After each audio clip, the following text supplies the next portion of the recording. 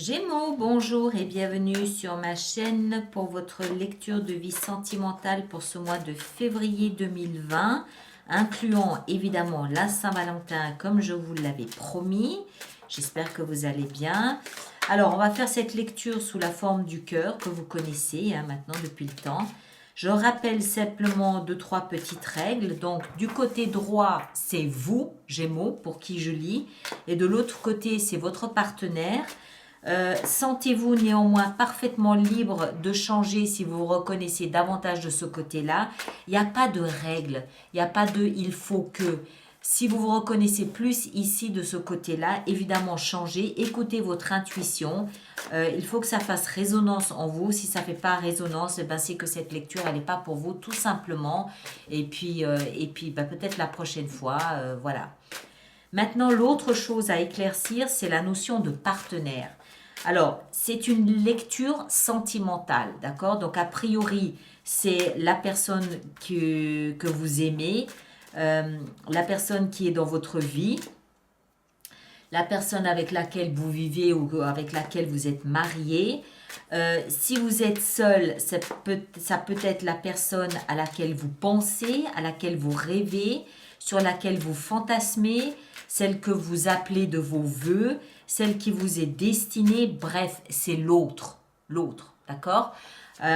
Si vous voulez personne et que vous êtes très bien tout seul, ben, a priori, c'est pas une lecture pour vous. Maintenant, dans certains cas, il peut aussi s'agir d'amitié amoureuse, comme on en rencontre quelquefois, c'est tout à fait possible aussi, hein, d'accord? Donc, écoutez vraiment votre intuition et laissez-vous porter par cette lecture. Alors, on va commencer, on va y aller tout de suite, voilà. Alors, boum, boum et boum. Alors, la première carte, c'est le point de départ de votre relation, hein. C'est le point de départ et l'issue sont le pont entre vos deux énergies, c'est le fruit de ce que vous injectez tous les deux dans la relation. Ça ne reflète pas ni l'un ni l'autre, ça reflète l'état d'esprit de la relation. Alors, le point de départ, c'est la 8 de coupe. Donc, la relation est basée sur une lassitude émotionnelle passée. D'accord? On va voir, on va continuer, on aura peut-être plus d'explications par la suite. Moi, ce que je comprends, c'est que vous provenez tous les deux, vous bâtissez votre relation sur le fait que vous êtes un peu, pas blasé, mais un peu neutre sur le plan émotionnel. C'est-à-dire que vous provenez d'histoires qui vous ont laissé un peu désabusé peut-être. Vous provenez d'histoires tous les deux, sentimentales, qui vous ont laissé bof, déçus. Pas en colère, pas dans la douleur, mais déçus, désappointés. D'accord? Donc vous entrez dans cette relation, peut-être encore avec un petit goût, pas amer, mais ce besoin peut-être d'être surpris par, par la flamme que une nouvelle relation pourrait vous apporter. Vous êtes en attente, vous êtes encore un petit peu assis sur quelque chose qui a été décevant. Donc vous attendez peut-être d'être surpris par cette nouvelle relation. Vous provenez de quelque chose comme ça tous les deux, d'accord? Parce que c'est ce que vous injectez dans la relation. Alors, les deux cartes suivantes reflètent votre état d'esprit à vous. Waouh! Vous avez la 6 de denier et vous avez le pape. Votre état d'esprit, à vous Gémeaux, c'est je veux construire, bâtir quelque chose d'équilibré, de sain, de concret, dans l'échange réciproque, dans la foi. Je veux bâtir une vie relationnelle parfaitement équilibrée, parfaitement dans l'échange, saine et solide. Solide, vraiment solide. Ça peut prendre du temps, je prendrai le temps, mais je veux atteindre un niveau d'échange, d'équilibre, réciprocité absolument solide et concret pour moi. c'est votre état d'esprit. Vous n'êtes pas là pour vous amuser. Vous êtes là pour bâtir et construire quelque chose de solide pour le long terme. Ça peut prendre du temps, vous en êtes conscient, mais pas de souci, vous n'êtes pas pressé. L'état d'esprit de votre partenaire. Alors, votre partenaire est dans un autre état d'esprit. C'est pas paradoxal, hein, c'est pas ce que je veux dire, mais votre partenaire est beaucoup plus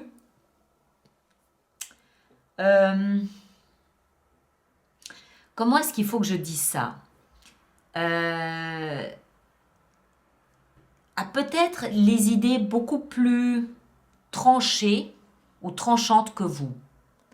Votre partenaire, lui, ce qu'il veut, c'est le bonheur, c'est être heureux, c'est la joie, c'est que la vie s'écoule jour après jour, sans inquiétude, sans problème, sans difficulté, avec beaucoup de rire, beaucoup de joie, beaucoup de bonheur, beaucoup de... Voilà, il veut du soleil dans sa vie, votre partenaire. Mais il a quand même dans son état d'esprit, ce qu'il a vécu précédemment, l'a quand même laissé un peu sur ses gardes, un peu méfiant. Il est ouvert à cette relation, il est là, hein, je ne suis pas en train de dire qu'il va en retraite, il est là, mais il a l'œil, d'accord? Il a l'œil ouvert et il attend, peut-être que votre partenaire attend davantage que vous d'être surpris. En sachant que lui, il a mis la barre, lui ou elle, hein, je dis le partenaire, pour pas chaque fois dire il, elle, mais vous adaptez le genre, on est bien d'accord. Votre partenaire il a mis la barre haut, il veut du soleil dans sa vie, point. Il veut ni plus ni moins. Du soleil, des rires, des éclats de rire, de la complicité, de la joie, du bonheur, c'est ça qu'il veut. Et il est un petit peu aux aguets, l'œil ouvert, présent, hein, courtois, pas de problème, présent, il s'investit dans la relation, mais avec une épée. Et au moindre faux pas qui pourrait venir de votre côté, chla. D'accord? Ceci dit, il est là hein, quand même. Il est là. Et puis, c'est aussi, par le fait d'être la reine d'épée, c'est aussi quelqu'un qui a déjà été roulé dans la farine. D'accord? C'est quelqu'un qui a déjà été, j'ose pas employer le terme abusé, mais vous comprenez ce que je veux dire. C'est quelqu'un qui a déjà donné. Donc, il ne passera pas une deuxième fois par là. Donc, il est aux aguets. Hein? Mais vous, clairement, vous faites comprendre par votre posture solide, terrestre, terrienne, vous faites comprendre que vous êtes là pour bâtir. Et tout ce que vous engagez, vous l'engagez pour du long terme. Et ça, c'est quelque chose qui lui plaît, mais ce n'est pas suffisant. Il veut du soleil. Que ce soit solide, c'est bien, mais ce n'est pas assez. Il veut du rire, il veut de la joie. D'accord ? On continue. Vous, d'où est-ce que vous provenez? Ah ouais, bah d'accord. Vous provenez quand même d'un espace où vous étiez... Vous êtes vraisemblablement habitué à être engagé dans des relations à long terme. La 10 de coupe nous explique que vous provenez d'un espace où vous étiez engagé avec quelqu'un depuis très longtemps, probablement 10 ans. Vous étiez dans un espace où c'était solide, alors, je ne veux pas dire ça, parce que si c'était ça, vous ne seriez pas là où vous êtes maintenant, mais n'empêche que vous avez été en mesure de bâtir une relation avec quelqu'un à un moment donné, sur du long terme, et quelque chose qui était sain et solide. Pour une raison XY, ça n'a pas duré, puisque vous êtes ici, mais vous provenez quand même d'un espace où vous savez que c'est possible d'avoir une relation à long terme avec quelqu'un. Vous savez que vous êtes capable de faire ça. Votre partenaire provient d'un espace où en fait... alors, je pense que votre partenaire provient d'un espace où en fait il était essentiellement concentré sur son travail. Il n'y a pas beaucoup d'amour dans son passé. Il y a surtout de la concentration et de la focalisation peut-être sur l'argent, sur le patrimoine, ou alors c'était quelqu'un qui était en relation pour la sécurité du patrimoine, la sécurité matérielle. Il n'y a pas d'amour là. C'est quelqu'un qui provient d'un espace où il a peut-être aussi dû fournir énormément d'efforts dans une relation pour qu'elle soit stable. D'accord? Son espace passé émotionnel est synonyme d'effort. D'accord? Donc, soit, encore une fois, il a dû investir beaucoup pour que la relation soit plus ou moins stable. Je vous rappelle qu'il a, dans son état d'esprit, il est quand même la reine d'épée. Hein.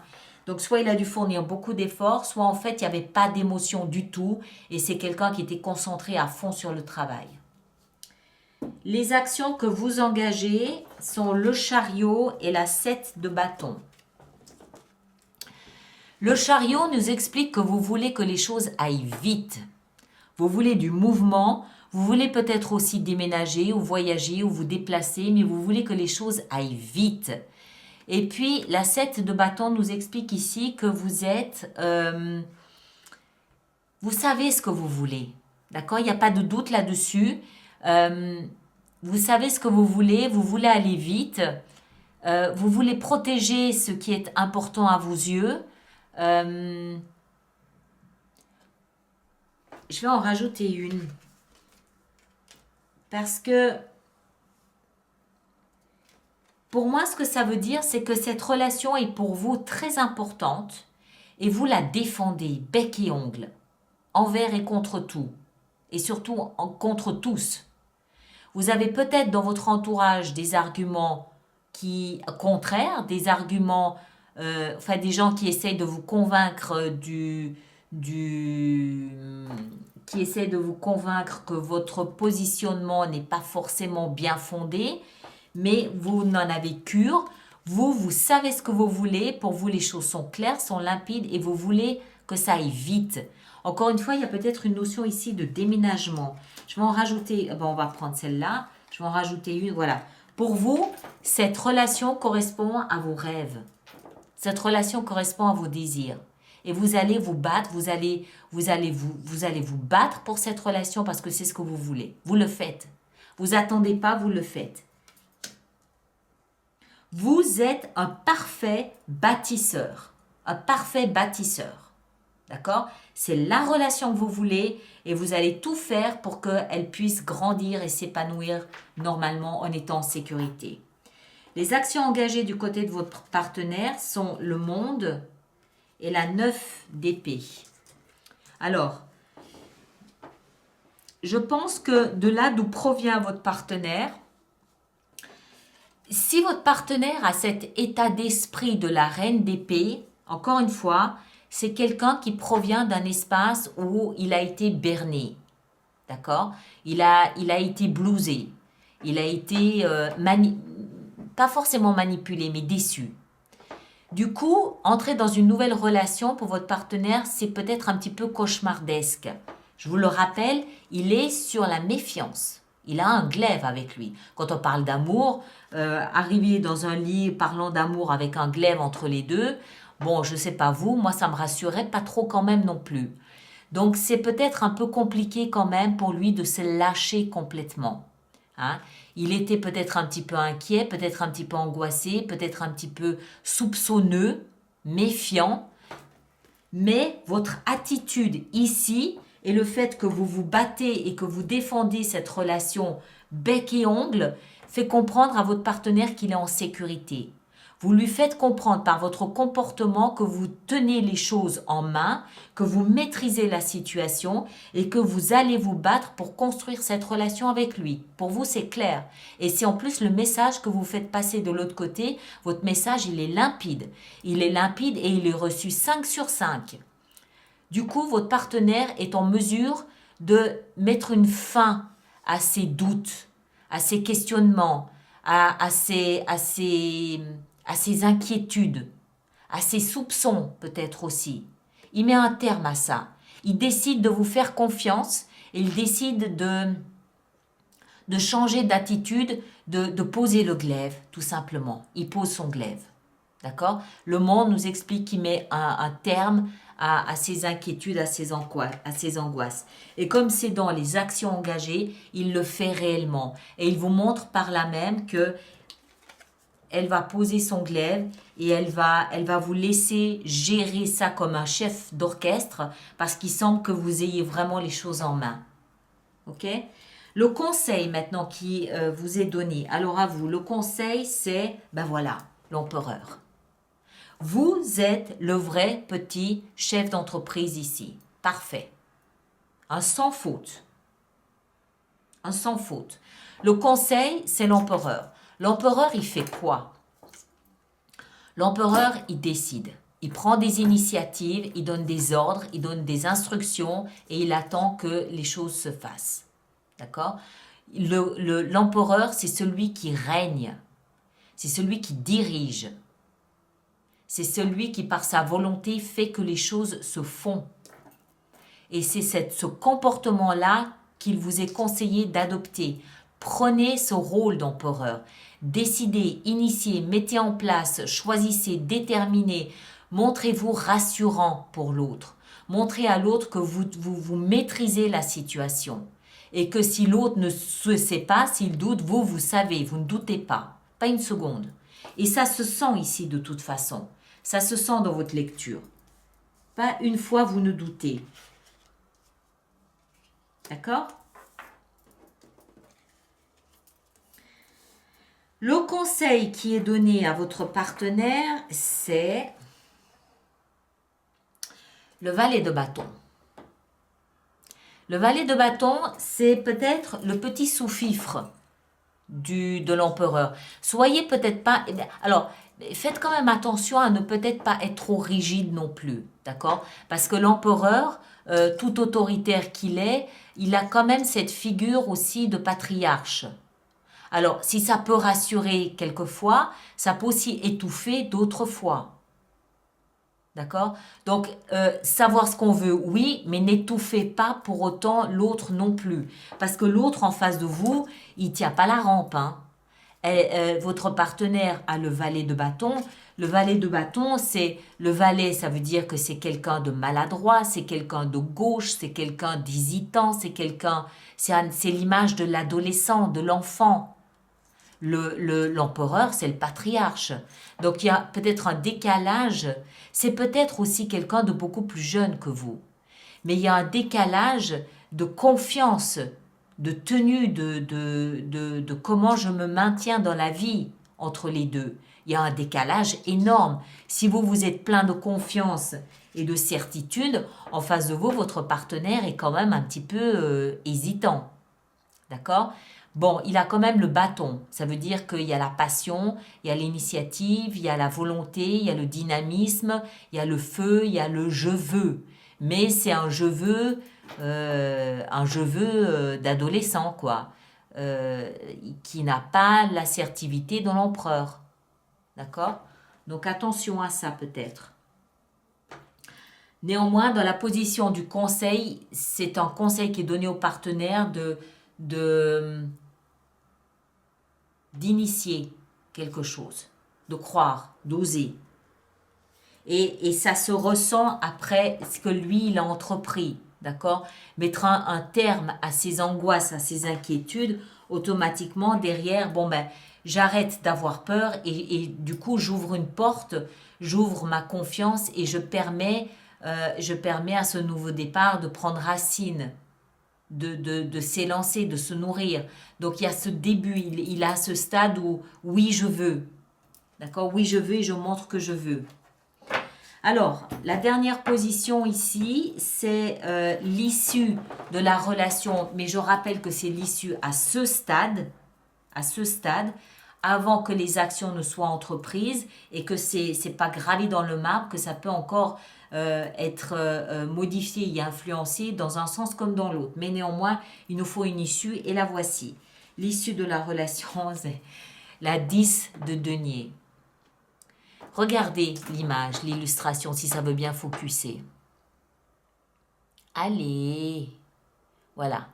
Qu'est-ce qu'on a? On a la tribu. Au milieu, on a le patriarche, on a le couple derrière et on a les enfants. C'est l'héritage, c'est la lignée familiale, c'est la tribu, d'accord? Donc en issue, pour moi, ça veut dire quoi? Ça veut dire que vous bâtissez un foyer solide, fait pour durer, dans une maison solide, avec un toit solide, avec peut-être aussi des biens, c'est-à-dire de l'argent, du patrimoine. Il y a peut-être aussi de part et d'autre des enfants, d'accord? Donc ça peut être une famille recomposée. et vous décidez de vivre ensemble, vous décidez de construire, de bâtir, de construire votre héritage ensemble. Donc, il y a vraiment cette notion, mais qui provient de vous, que vous initiez, de je bâtis, je construis pour durer dans le temps. Et c'est clairement, nettement ce que vous faites. D'accord? Juste, si je peux me permettre, faites attention à ce décalage entre l'empereur d'un côté, parce qu'un patriarche, il y en a un dans le tableau, hein? Il y en a un de patriarche. Mais mettez-vous à la place de votre partenaire. Il n'a peut-être pas forcément envie d'avoir un patriarche en face de lui. Il a certes besoin d'être rassuré et se sentir en protection, protégé, mais il a peut-être aussi besoin d'un peu d'espace pour pouvoir respirer. Faites juste attention à ça. D'accord? Voilà, alors on va voir maintenant comment on va faire notre extension là-dessus. Alors, je rappelle que l'extension se trouve sur Vimeo pour ceux qui veulent y aller, que les cartes que je rajoute seront lues dans l'extension. D'accord? Là, c'est juste pour donner une idée pour ceux qui connaissent un petit peu. Et puis, ça me permet à moi de rebondir tout de suite directement sur Vimeo. Alors, on va commencer avec cette 8 de coupe. Qu'est-ce qu'on a avec la 8 de coupe en point de départ? En fait, la 8 de coupe ici, elle nous explique aussi que votre relation est basée sur une expérience négative du passé. En d'autres termes, vous savez quelles sont les erreurs à ne pas commettre pour ne pas lasser l'autre. Hein? Voilà. Alors, on va y aller. 8 de coupe. Qu'est-ce qu'on a avec la 8 de coupe? On va prendre ça ici. Le roi de coupe. Excellent. Très bien. Votre état d'esprit entre le pape et la 6 de denier, vous, votre état d'esprit, il est 6 d'épée. Je me demande si vous n'avez pas envie de déménager, vous. Il y a deux cartes de déménagement là. Du côté de votre partenaire, avec cette reine d'épée et le soleil, on a la mort. Il n'y a personne qui va mourir, d'accord? La mort nous parle de transformation. Et je pense que c'est son épée qui se transforme, en l'occurrence ici. Le passé, on s'en fiche, on le laisse. Les actions engagées de votre côté. La reine de bâton. Et du côté de votre partenaire, les actions engagées sont encore la 8 de denier. Votre partenaire est beaucoup dans le travail. Hein? Alors, les conseils à vous avec l'empereur, qu'est-ce qu'on a comme conseil pour vous avec l'empereur? On a la 8 d'épée. Et du côté de votre partenaire en conseil, on a le chariot. En issue de relation, on a ici avec la 10 de denier, en issue de relation, on a l'as d'épée. Magnifique. Voilà mes chers. Alors, ceux qui veulent me rejoindre sur Vimeo, les autres, on se retrouve pour la lecture. Regardez ça, c'est pas beau, 10 de coupe. Vous avez la 10 de denier et la 10 de coupe. Franchement, si vous n'avez pas trouvé la personne avec qui bâtir votre vie, je ne sais pas quoi dire. Je disais, donc, ceux qui me rejoignent sur Vimeo, à tout de suite. Et puis les autres, on se retrouve pour la lecture du mois de mars qui sortira en principe autour du 20 février. D'accord? Merci beaucoup, à bientôt.